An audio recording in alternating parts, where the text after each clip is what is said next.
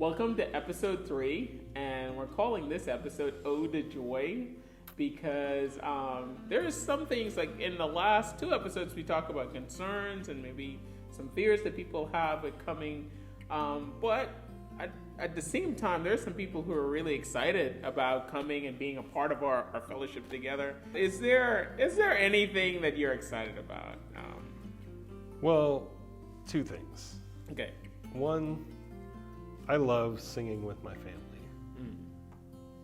I'm looking forward to singing with a group of people again. Wow. Yeah. Now that's part 1. Oh, part 1. Yeah. You know, the second one is a little bit more complicated. Okay.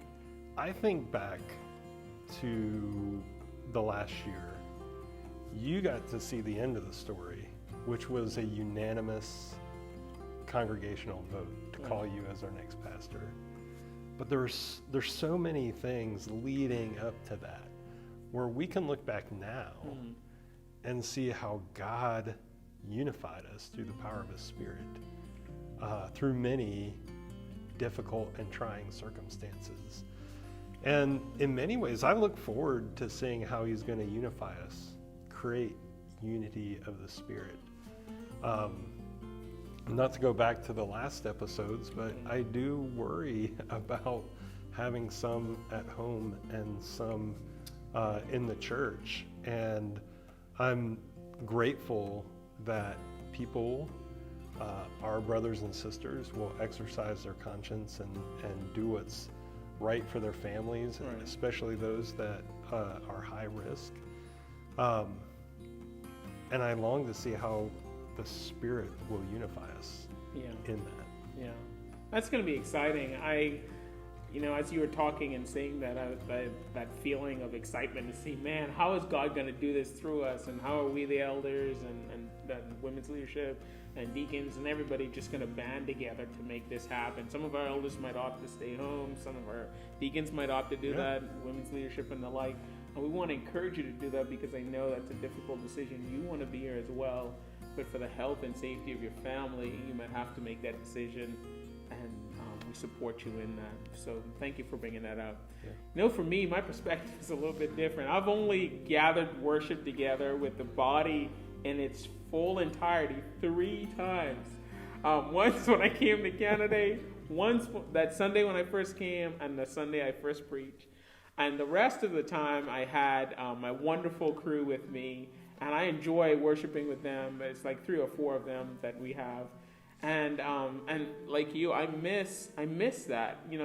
Sunday is the only day a pastor has to see the entire congregation as one. I love fellowshipping one-on-one, but it's the only day we have for everyone to gather in, for us to see everyone, for us to look at everyone, and I've missed that. I really, really have missed that. And so there's something in me that's truly excited to see people come in. Now, they'll come in shifts. Yeah. They'll have the 9 a.m. shift and then the 11 a.m. shift. But at least I get to see them all in one day. And I'm really excited about that.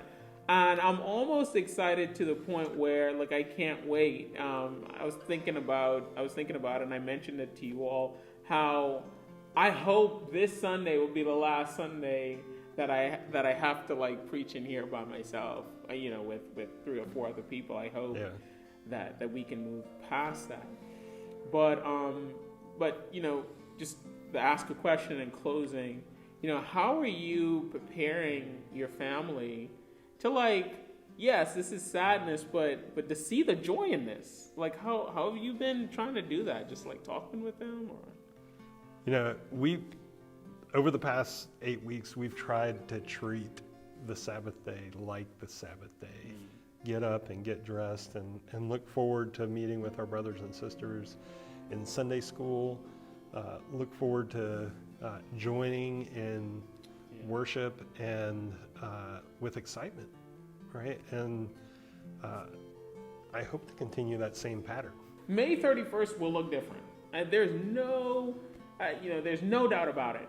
But I encourage you to find ways in which you can make it a joy and an excitement for your family. remember an elder once telling me that, and you know, you have to know this elder to understand how crazy this was, but he would get up in the morning and he would actually have pom-poms and like be a cheerleader. This kid's excited about Sunday morning, and he was not that kind of person. But he did it because he wanted to create some excitement and some joy around coming to God's house. Now, you might not do something that extreme, but let me suggest that even now you begin to pray and think through, how can we make May 31st a balance between sorrowing but at the same time rejoicing that we get to fellowship together. So let us know maybe about something that you thought of that we didn't mention, and put it in the comment section, or just send us a tweet or whatever. Do you tweet? I said tweet. I don't tweet. That came out randomly. I'm just saying stuff now. I've tweeted occasionally. Okay. Normally it's at Delta, the airline. For like poor service. Or... Well, no, to get help. Okay. Yeah. Well, if you need help, I don't have a Twitter account. I mean, I do, but I don't use it. Anyway, this is falling off the rails. But just reach out to us, and we'd love to hear what you have to say. So until we see you again.